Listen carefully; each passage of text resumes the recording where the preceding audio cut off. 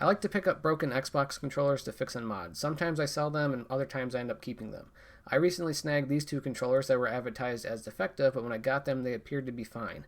It wasn't until after I swapped the shell that I discovered an actual issue. The green one works great, but the Universe one has an analog stick dead zone, and in this video I will be walking you through how I change analog sticks with just a soldering iron and tools from an Amazon analog kit.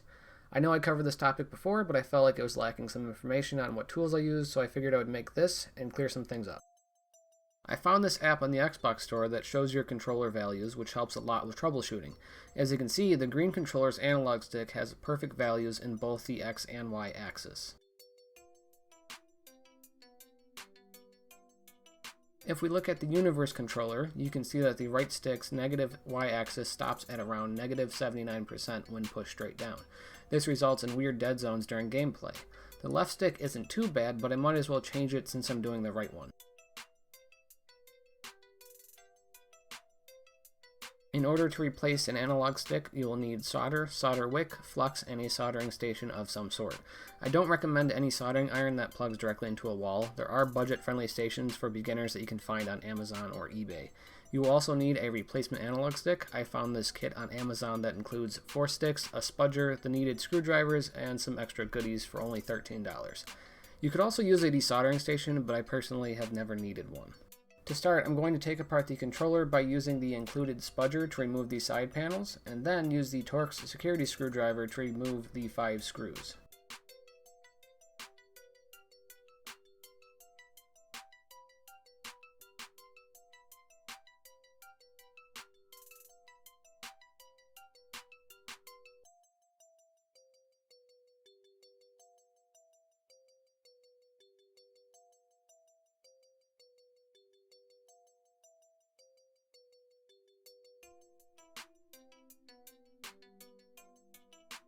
The second screwdriver in the kit is used to remove the inside screws.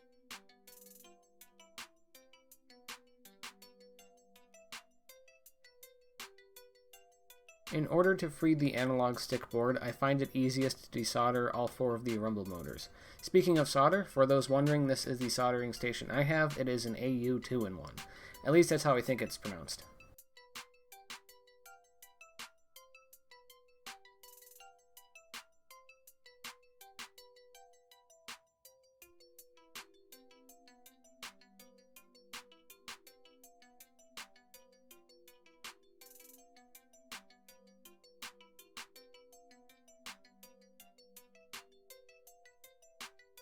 I prefer to remove these sticks piece by piece to prevent damage from overheating the board and pads.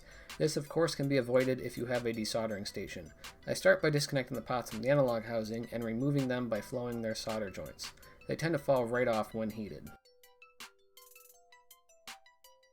After the parts are desoldered, I use solder wick to remove the remaining solder from the holes.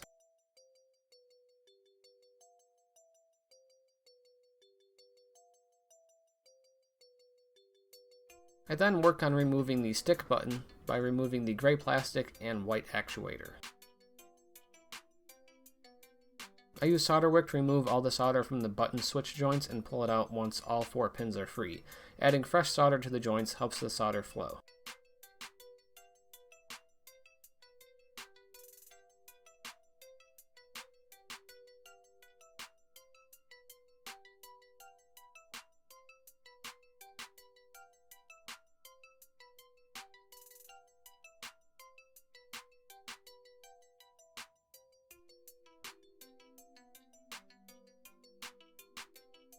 All that's left now is the analog stick housing. I remove this by heating up one side at a time while applying pressure to lift it away from the board. After one side is free, it will drop right off once the other side is heated.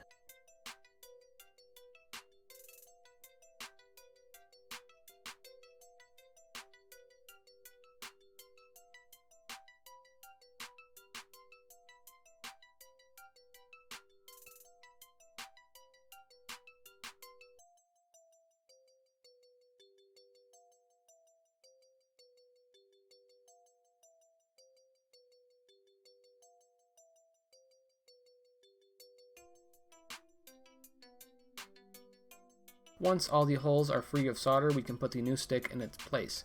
Ensure that it's flat before soldering, as failing to realize this can lead to a headache. Trust me, I am speaking from experience.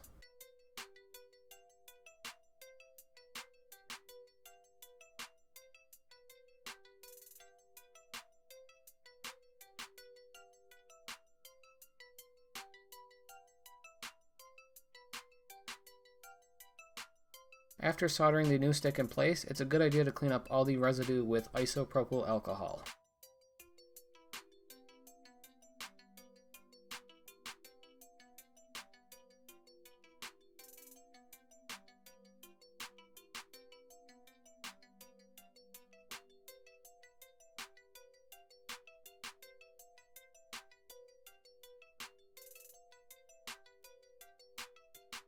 As shown earlier, the left stick fell within usable values, but I'm changing it anyways.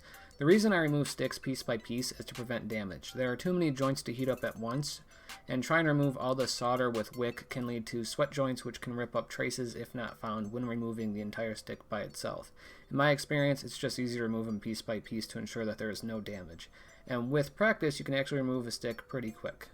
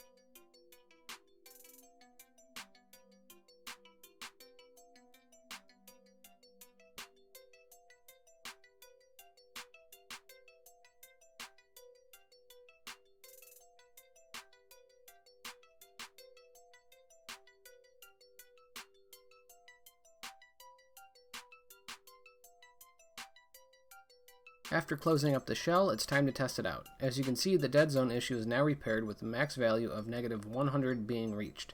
This controller can now be enjoyed for a little while longer. That's it for this video. Thank you so much for watching. If you have any questions, please leave them below, and I will see you next time, and subscribe if you'd like.